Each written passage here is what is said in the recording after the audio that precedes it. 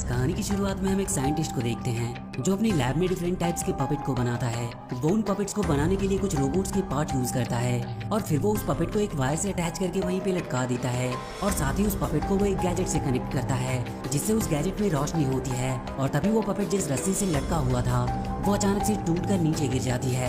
लेकिन अब वो पपेट एक इंसान की तरह ही मूवमेंट कर पा रहा था और वो ये देखकर पूरी तरह से हैरान था। तभी उसे नीचे वहाँ पे वो साइंटिस्ट गिरा हुआ दिखाई देता है। इसके बाद वो पपेट वहाँ से भागने के लिए खिड़की से जाने की सोचता है, लेकिन वो जिस जगह पे था वहाँ पर से वो कूद नहीं सकता था और साथ ही वहाँ की धरती भी बुरी तरह से डिस्ट्रॉय हो चुकी थी। इसीलिए वो सीढ़ियों से नीचे आता है तो उसे वहाँ पे अपने जैसा ही एक और पपेट दिखाई देता है जो पपेट नंबर 2 था और जिसे हम स्टार्टिंग से देख रहे हैं वो पपेट नंबर 9 होता है। अब नंबर 2 उससे बात करने की कोशिश करता है लेकिन नंबर 9 कुछ बोल नहीं पा रहा था। इसीलिए नंबर 2 आकर उसे चेक करता है तो उसे पता चलता है कि नंबर 9 के अंदर कम्युनिकेशन वाला गैजेट गायब है। इसीलिए वो उसे अपने साथ ले जाता है और उसके अंदर कम्युनिकेशन करने वाला गैजेट फिट करता है जिससे नंबर 9 बोलने लगता है। तभी उन दोनों को वहाँ पर किसी के आने का पता चलता है। इसीलिए नंबर 2 नंबर 9 को छुपने को कहता है और तभी वहाँ पर एक बड़ा सा स्केलेटन रोबोट आता है और वो नंबर 2 को मारने लगता है। ये सब देखकर नंबर 9 बुरी तरह से डर जाता है, लेकिन अब उसे स्केलेटन रोबोट ने देख लिया था मगर वो चालाकी से कहीं दूर जाकर छुप जाता है तो वो रोबोट नंबर 2 को अपने साथ ले जाने लगता है। लेकिन अब नंबर 9 डर के मारे बेहोश हो चुका था। कुछ देर के बाद नंबर 9 की आंख खुलती है तो उसके सामने एक और पपेट होता है जिसका नंबर 5 होता है। वो नंबर 9 का इलाज करता है और फिर वो दोनों आपस में बात करने लगते हैं। लेकिन तभी वहाँ पर उन पपेट्स का लीडर आता है और वो नंबर 5 से बहुत गुस्सा था क्योंकि वो नंबर 9 को बचाने के लिए बाहर आया था। वो उसे डांटते हुए कहता है कि तुम्हें मालूम है कि बाहर कितने डेंजरस रोबोट हैं। लेकिन नंबर 5 उसे स्केलेटन रोबोट के बारे में बताता है जिसके बाद वो लीडर उन दोनों को अपने साथ ले जाता है जहां वो नंबर 9 को आसमान की ओर देखकर बताता है कि कई साल पहले इंसानों और रोबोट के बीच में युद्ध हुआ था जिसकी वजह से ये पूरी जगह बर्बाद हो गई। लेकिन आखिर में सारे इंसान मारे गए और युद्ध के खत्म होने तक इस पूरी धरती पर केवल एक ही रोबोट बचा जो कि वो बड़ा सा स्केलेटन रोबोट है। वो नंबर 9 को एक चार्ट दिखाता है जिसमें कुछ मेंबर्स के ऊपर क्रॉस का निशान लगा हुआ था। दरअसल इस चार्ट में जो नंबर्स दिख रहे थे वो कोई नंबर्स नहीं बल्कि पपेट्स के नाम थे और जिस पपेट को वो स्केलेटन रोबोट मार देता था वो लीडर उसके नंबर के आगे क्रॉस लगा देता है और अब वो नंबर 2 के सामने भी क्रॉस लगा देता है क्योंकि उसे भी स्केलेटन रोबोट उठाकर ले जा चुका था। लेकिन नंबर 9 लीडर को समझाता है कि नंबर 2 का हमारे पास कोई सबूत नहीं है कि वो मारा जा चुका है, इसीलिए हमें उसे बचाना चाहिए। ये सुनकर नंबर 5 उसे वहाँ के वॉच टावर के ऊपर लेकर आता है जहाँ से उन्हें स्केलेटन रोबोट की फैक्ट्री दिखाई देती थी। तो वो दोनों मिलकर नंबर 2 को बचाने का एक प्लान बनाते हैं और वो दोनों स्केलेटन रोबोट की फैक्ट्री में आते हैं जहाँ उन्हें नंबर 2 कैद किया हुआ दिखाई देता है क्योंकि अभी तक स्केलेटन रोबोट ने उसे मारा नहीं था और इसीलिए ये दोनों नंबर 2 से बात करने लगते हैं। तभी वहाँ पर वो स्केलेटन रोबोट आ जाता है और वो उन पर अटैक करने लगता है जिससे बचकर वो पपेट भागने लगते हैं। लेकिन अब स्केलेटन रोबोट उन्हें मारने ही वाला था तभी वहाँ पर नंबर 7 आ जाता है जो आते ही एक झटके में उस स्केलेटन रोबोट को मार देता है। उस पपेट नंबर 7 को देखकर नंबर 9 और नंबर 5 बहुत खुश होते हैं पर तभी नंबर 9 को एक गैजेट दिखाई देता है तो वो उसे उठाता है और उसे सामने एक मशीन पर एक प्लग दिखता है तो नंबर 9 उस गैजेट को मशीन से अटैच कर देता है। उसे नंबर 2 रोकने की कोशिश करता है लेकिन अब बहुत देर हो चुकी थी और वो मशीन एक्टिवेट हो जाती है और वो नंबर 2 को अपनी तरफ खींचने लगती है। नंबर 9 ये देखकर काफी दुखी होता है। अब जैसे ही वो मशीन नंबर 2 की सोल को एब्जॉर्ब करती है तो वो पूरी तरह से रोबोट में बदल जाती है और फिर वो उन पपेट्स पर ही अटैक करने लगता है तो वो तीनों अपनी जान बचाकर वहाँ से भागने लगते हैं। लेकिन तभी पपेट नंबर 7 एक जगह पर आकर लटक जाता है और उसे रोबोट मारने ही वाला होता है पर तभी नंबर 9 और नंबर 5 उसका ध्यान अपनी ओर खींचते हैं जिससे नंबर 7 की जान बच जाती है और अब वो तीनों उस रोबोट से बचकर वहाँ से बाहर आकर कहीं छुप जाते हैं। लेकिन नंबर 5 अब नंबर 9 पे काफी गुस्सा होता है क्योंकि उसकी लापरवाही की वजह से ही नंबर 2 मारा गया और वो रोबोट भी एक्टिवेट हो गया।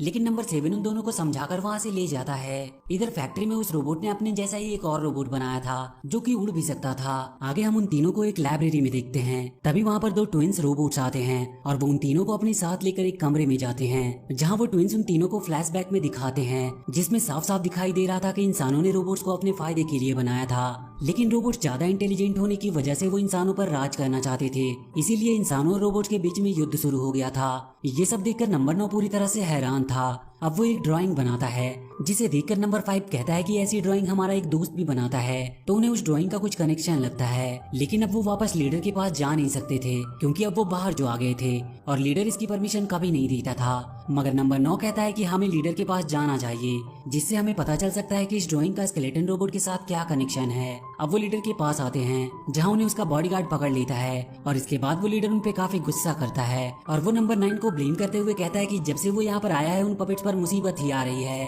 पर तभी वहाँ पर पपेट नंबर 6 आता है, जिसके हाथ में सेम वही ड्राइंग थी जो पपेट नंबर 9 ने बनाई थी। अब ये दोनों उस ड्राइंग को देख ही रहे होते हैं कि तभी उनके लीडर का बॉडीगार्ड उन दोनों का सामान छीन कर फेंक देता है। लेकिन तभी वहाँ पर उस रोबोट का बनाया हुआ उड़ने वाला रोबोट आता है, जिससे वो बॉडीगार्ड लड़ने लगता है। मगर वो रोबोट कुछ ज्यादा ही पावरफुल था, इसीलिए वो बॉडीगार्ड पर भारी पड़ता है। तो उन पपेट्स को अपनी जान बचाने के लिए वहाँ से भागना पड़ता है। लेकिन उड़ने वाला रोबोट उनका पीछा करता है, पर वो पपेट किसी तरह मिलकर उस रोबोट को मार देते हैं। मगर उस रोबोट ने उनकी जगह का काफी नुकसान किया था और उस पूरे जगह पर अब आग लग चुकी थी। ये सब देखकर वो पपेट्स काफी दुखी थे, क्योंकि उनके पास रहने के लिए एक ही जगह थी जो अब जलकर राख हो गई थी। लेकिन वो कुछ देर सोचने के बाद उन ट्विंस की लाइब्रेरी में जाने लगते हैं।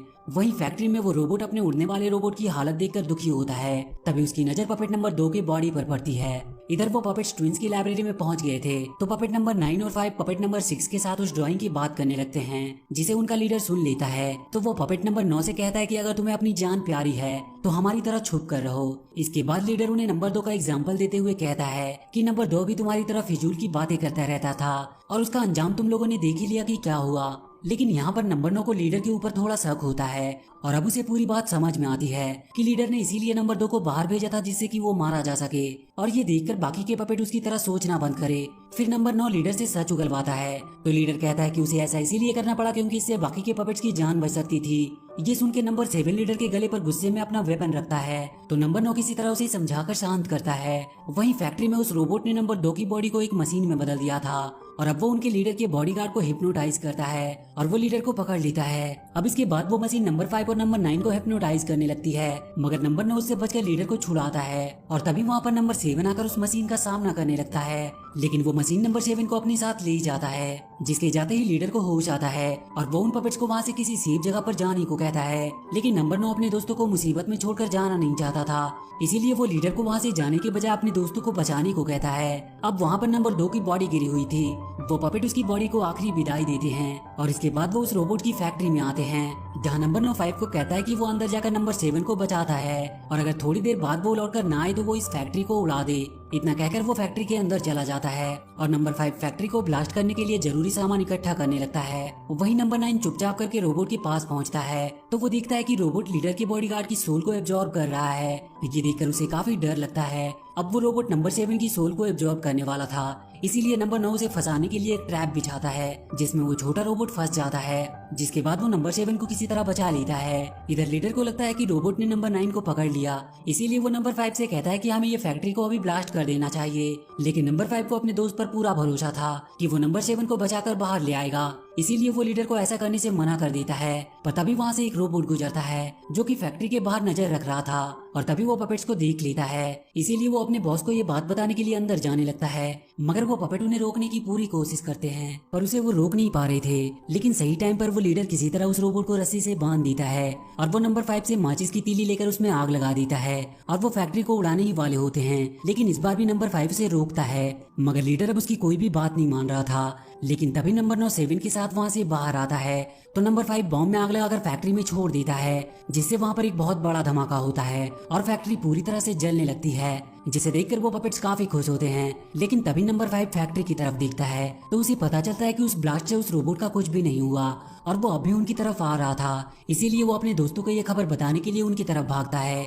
लेकिन अब रोबोट की हालत बिगड़ गई थी और उसे तुरंत ही अब एक पपेट की सोल एब्जॉर्ब करनी थी, जिससे वो ठीक हो सके। इसीलिए वो उन पपेट्स के सामने ही पपेट नंबर 5 को पकड़कर उसकी सोल एब्जॉर्ब करने लगता है। ये देखकर वो सारे पपेट बहुत डर जाते हैं और अपनी जान बचाने के लिए वहाँ से भागने लगते हैं। भागते भागते वो टूटे हुए ब्रिज पर आते हैं, जहाँ से रोबोट आने की कोशिश करता है, मगर तभी उसके भारी वजन की वजह से वो ब्रिज टूट जाती है और इसकी वजह से वो उस टूटे हुए ब्रिज में फंस जाता है। लेकिन ब्रिज के टूटने से पहले उसने एक और पपेट को पकड़ लिया था, जिसे अब वो मार देता है। और इसके बाद नंबर 9 साइंटिस्ट के उस लैब में आता है जहाँ उसे बनाया गया था। अब उसे साइंटिस्ट के पास एक बॉक्स दिखता है जिसके ऊपर उसी के नाम का टैग लगा हुआ था, इसीलिए वो उस बॉक्स को खोलता है, जिसमें से साइंटिस्ट का होलोग्राम बाहर निकलता है, जो बताता है कि उन्होंने इंसानों की भलाई के लिए एक मशीन का आविष्कार किया था। लेकिन उसे पता था कि इस मशीन का कोई गलत फायदा भी उठा सकता है, इसीलिए उस साइंटिस्ट ने अपने सोल के 9 हिस्से करे, जिससे उसने टोटल 9 पपेट्स बनाए। और इसीलिए जब उस साइंटिस्ट ने पपेट नंबर 9 को बनाया था, जिसके तुरंत बाद ही उस साइंटिस्ट की मौत हो गई थी। फिर आगे साइंटिस्ट का होलोग्राम रोबोट्स के मेन पावर के सोर्स के बारे में बताता है, जो कि एक गैजेट है जिसकी मदद से पपेट्स रोबोट को रोक सकते हैं। ये सुनकर नंबर 9 अपने दोस्तों के पास जाकर उन्हें ये सब बातें बताता है। लेकिन उसकी इस बात पर किसी को यकीन नहीं होता। इसीलिए नंबर 9 रोबोट के सामने चला जाता है, जिसके बाद वो रोबोट उसकी सोल को एब्जॉर्ब करने लगता है। लेकिन तभी लीडर नंबर 9 को रोबोट के सामने से हटाकर खुद अपनी जान दे देता है। पर इसी बीच नंबर 9 ने रोबोट का वो मेन पावर सोर्स वाला गैजेट निकाल लिया था और फिर वो उस गैजेट को ऑपरेट करके रोबोट की ओर करता है, जिससे उसमें एक ब्लास्ट होता है और उसी जगह पर उसकी मौत हो जाती है। और इसके बाद उस रोबोट के अंदर से अब तक उसने जितने भी सोल को एब्जॉर्ब किया था वो एक एक करके बाहर आने लगती है, जिसे देखकर नंबर 9 और 7 बहुत खुश होते हैं। फिर वो सोल आसमान में चली जाती है और तभी आसमान गरजते हैं और फिर बारिश होने लगती है, जिसकी एक एक बूंद में लाइफ होती है। मतलब अब धरती पर फिर से पहले जैसे इंसान और जानवर जिंदा होंगे। और इसी के साथ ये मूवी यहीं पर खत्म